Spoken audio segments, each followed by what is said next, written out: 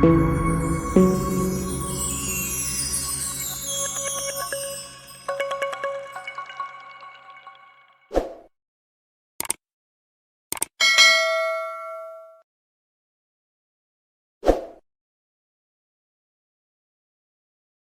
back viewers. In today's video we are going to check out the your configuration tab of welcome app of Mageia Linux. So when you click on your configuration, it will show you the basic configuration of your system. For example, we are running Mageia 9. The kernel that is installed on our system and which is right now working is 6.5.11 desktop-5 MGA 9. System architecture is 64-bit and you are using the desktop, that is KDE Plasma.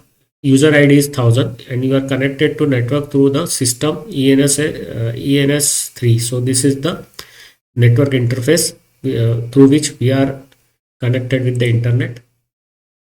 So now I will stop the video here. In the next video we will cover more information tab of welcome app of Mageia Linux. Bye bye.